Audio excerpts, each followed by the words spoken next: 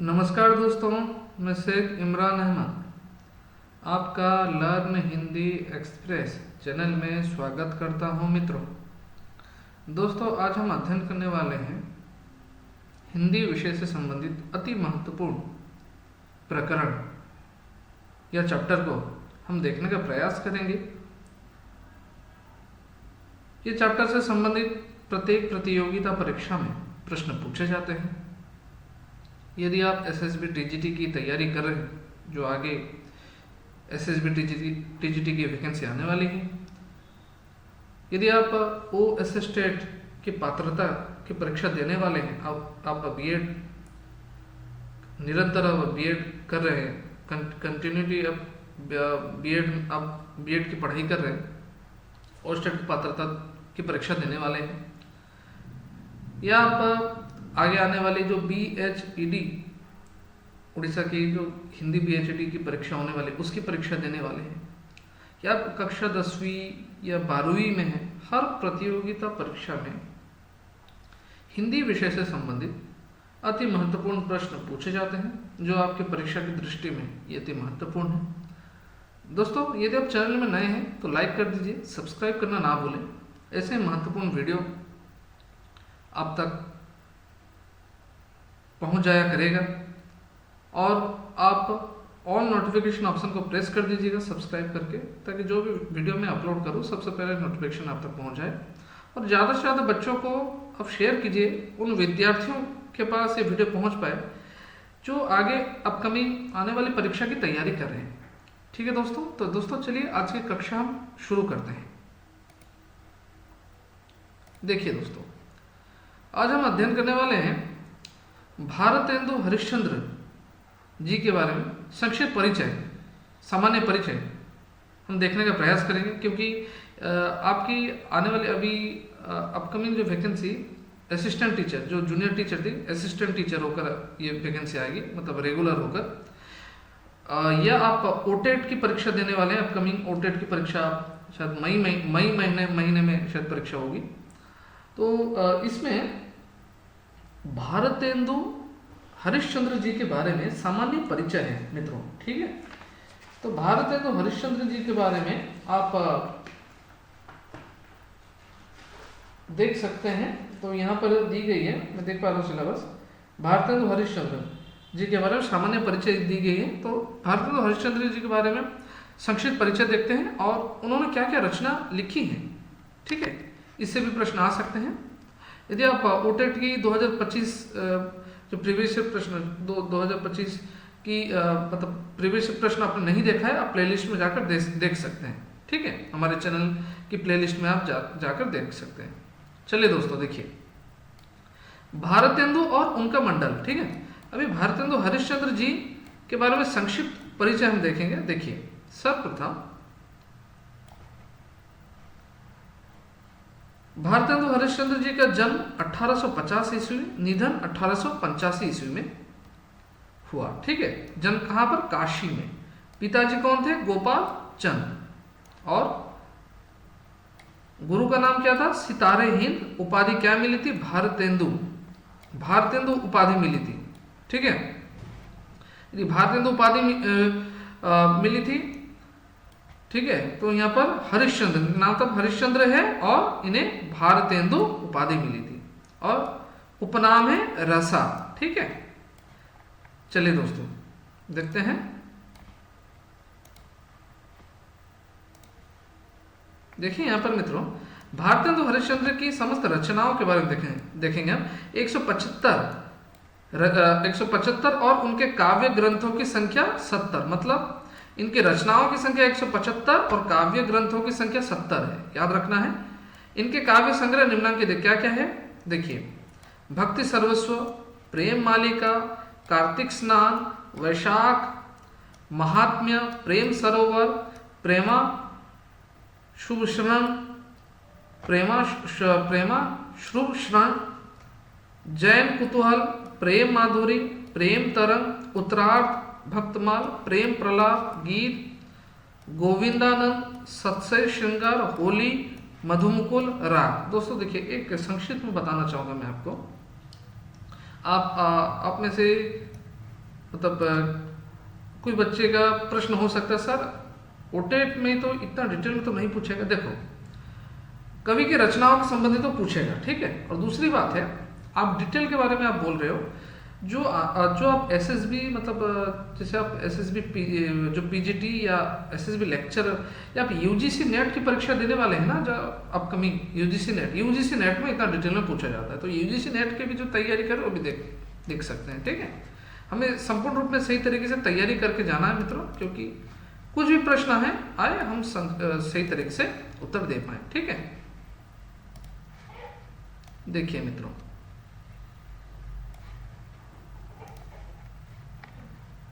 यहां पर हमने देखा मधुमुकुल संग्रह, वर्षा विनोद, विनय प्रेम पचासा, फूलों का गुच्छा, प्रेम फुलवारी, कृष्ण चरित, श्री अलवरत वर्णन, श्री राजकुमार सुस्वागत पत्र, सुमनोंजलि, श्री जीवन जी महाराज,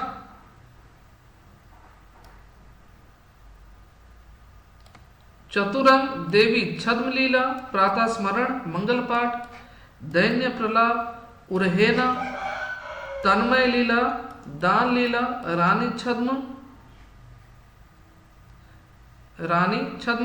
लीला, संस्कृत लावनी, वसंत होली, स्फुट समस्याएं, ठीक है।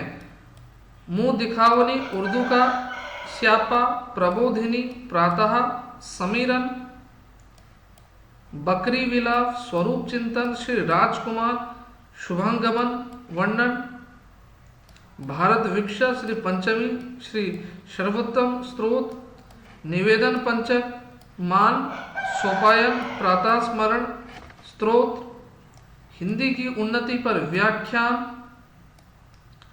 अपवर्ग दाष्टक, मनोमुकुल माला, वेणुगीति, श्रीनाथ स्तुति, मुख प्रश्न, अपवर्ग पंचक, पुरुषोत्तम पंचक, ठीक है। भारत वीरत्व, श्री सीता वल्लभ स्त्रोत, श्री रामलीला, भीष्म स्तवराज, मान लीला, फूल बुझौल, बंदर सभा, विजय, जातीय संगीत, रिपुनाष्टक, स्फुट कविताएं और प्रिंस ऑफ वेल्स के पीड़ित होने पर कविता। देखिए मित्रों, इतनी इनकी भारतेंदु हरिश्चंद्र जी ने, यहाँ पर मैं आपको दोबारा संक्षिप्त में बता देना चाहता हूँ, इन्होंने 175 रचनाएं लिखी और इन्होंने 70 काव्य ग्रंथ लिखे, ठीक है।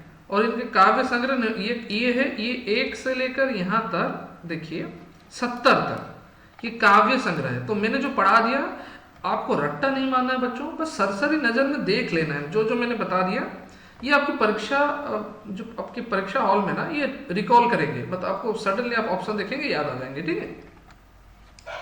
चलिए आगे बढ़ते हैं बच्चों।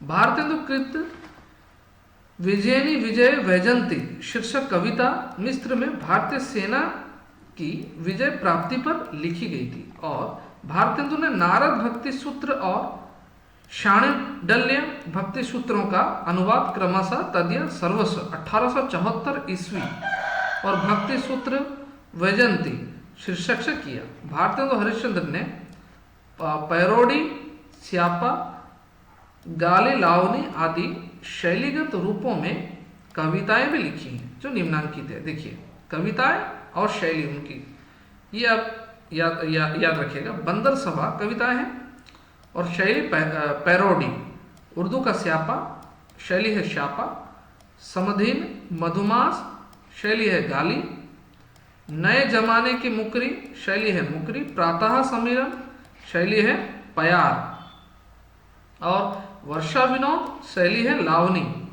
और रानी छद्म लीला, तन्मय लीला और देवी छड़ा लीला ये प्रबंध गीति है, ठीक है। और विजयिनी विजय वैजयंती और हिंदी भाषा ये निबंध काव्य है, ये याद रखिएगा।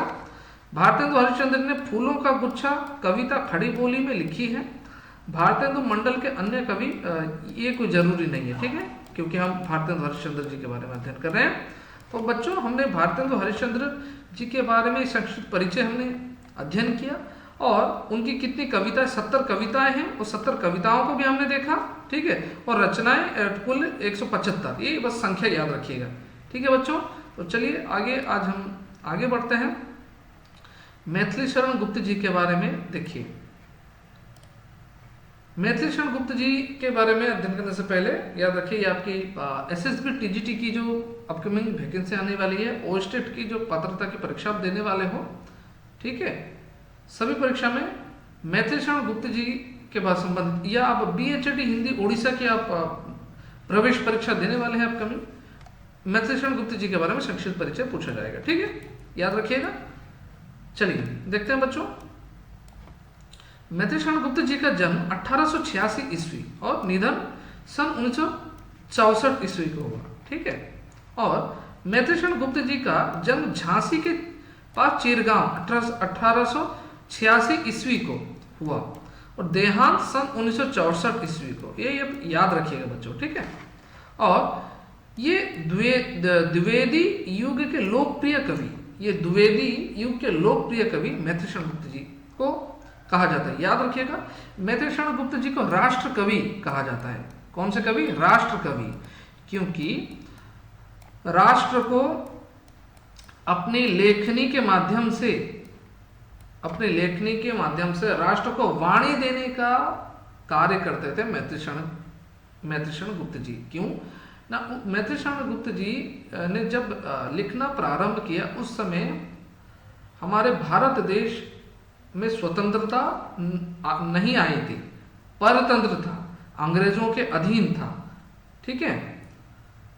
तब मैथिली शरण गुप्त जी ने अपनी कलम से, रचनाओं से, लेखन से अंग्रेजों को तंज कसने वाली रचनाएं लिखते थे और राष्ट्र को वाणी प्रदान करने वाले कार्य करते थे। इसीलिए मैथिली शरण गुप्त जी को राष्ट्र कवि कहा जाता है, याद रखना है, ठीक है।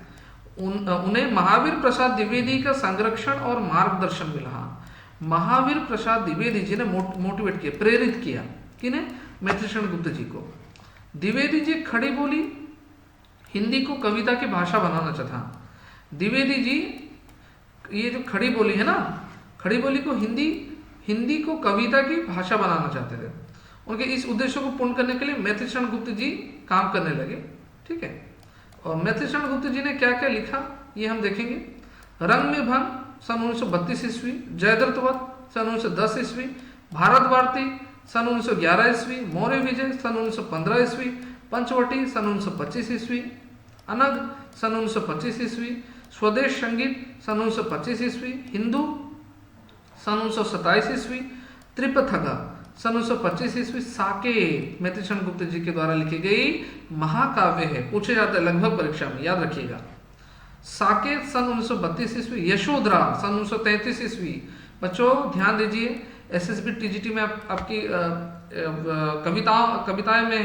कविताओं में मैथिली शरण गुप्त जी ने यशोधरा के बारे में वहाँ पे सिलेबस में है, याद रखिएगा। यशोधरा का प्रकाशन यहाँ पे मेंशन की गई है सन 1933 ईस्वी, याद रखना, परीक्षा में प्रश्न पूछे जा सकते हैं। प्रदक्षिणा सन 1951 ईस्वी, पृथ्वी पुत्र सन 1951 ईस्वी, जय भारत सन 1952 ईस्वी, अर्जन विसर्जन, विसर्जन और विश्ववेदना, हिडिंबा, अंजलि, विष्णुप्रिया, ये इनकी अधिकांश रचनाएं हैं। और इनमें से अधिकांश मैथिली शरण गुप्त जी के लिखी गई ये जो रचनाओं में से ये खंड काव्य अधिकांश, लेकिन शाके थे महाकाव्य, याद रखिएगा, ठीक है।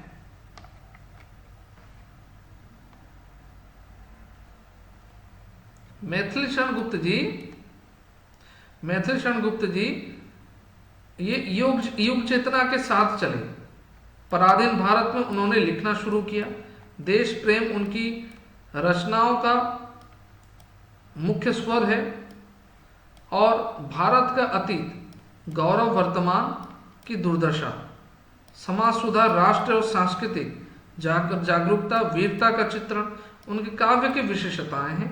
उनकी अधिकांश रचना ऐतिहासिक और पौराणिक है। वे भारतीय संस्कृति के उपासक थे तथा वैष्णव धर्म के संरक्षक। उनकी रचनाओं छायावादी सौंदर्य चेतना और काव्य शैली भी मिलती है। द्विवेदी युग और छायावादी युग के वे सेतु जैसे, हाँ याद रखना, द्विवेदी युग और छायावादी युग के सेतु जैसे थे। कौन? मैथिलचंद्र गुप्त जी। आगे बढ़ते हैं। मैथिलचंद्र गुप्त ने काव्य भाषा के रूप में खड़ी बोली को प्रतिष्ठित किया। खड़ी बोली को इन्होंने प्रतिष्ठित किया। सरल अर्थ गर्भित मार्जित भाषा का प्रयोग उनकी विशेषताएं हैं। और रचना में साधारण स्थल है क्या? काव्यात्मकता से भरी मधुर पंक्तियां भी। राष्ट्र की, मैंने आपको बताया था बच्चों, राष्ट्र की आत्मा को वाणी देने के कारण से उनको राष्ट्र कवि की मान्यता मिली मैथिलचंद्र गुप्त जी को।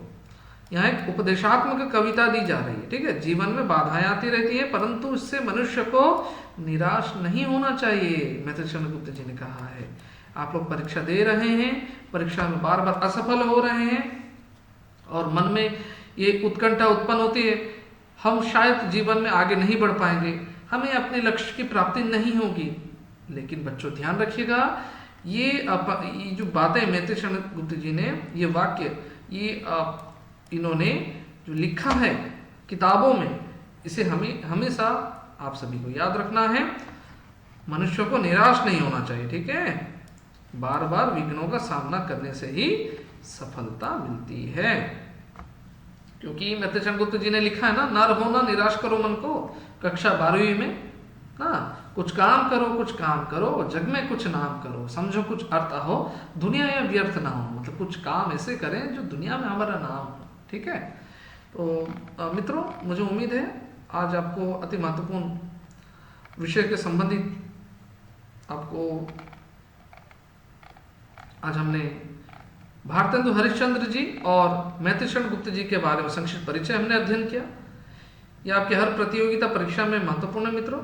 बच्चों, यदि आपको आज की सेशन, आज की कक्षा बहुत अच्छी लगी तो आप ज़्यादा से ज़्यादा बच्चों को शेयर कर दीजिए। लाइक करना ना भूलें, क्योंकि लाइक आप मस्ट कर दीजिए, क्योंकि आप वीडियो देख रहे हैं, लाइक करना मत भूलें। कुछ बच्चे वीडियो देख कर चले जाते हैं, लाइक नहीं करते, लाइक कीजिए, क्योंकि आप ही का चैनल बच्चों, आपके लिए हम प्रयास करें। सब्सक्राइब करना ना भूलें और पास में ऑल नोटिफिकेशन ऑप्शन को प्रेस कर दीजिएगा बच्चों। ऐसे ही महत्वपूर्ण वीडियो लेकर आओ, सबसे पहले नोटिफिकेशन आप तक पहुंचाया करें। और बच्चों, चैनल के डिस्क्रिप्शन में मैं व्हाट्सएप ग्रुप की लिंक और टेलीग्राम चैनल की ग्रुप की लिंक और ट्विटर की लिंक में वहाँ पे डाल दूंगा। आप वहाँ से जाकर बच्चों आप ज्वाइन कर लीजिए, ताकि जो भी प्रश्न उत्तरी हम अभ्यास करेंगे, ताकि हम ग्रुप में अभ्यास भी कर सकते हैं और उसके संबंधित हम प्रश्न उत्तर की आलोचना भी हम कर सकते हैं। ठीक है मित्रों, तो दोस्तों, आज की कक्षा को मैं यहीं पर समाप्त करता हूँ। जय हिंद, जय भारत, वंदे मातरम, नमस्कार।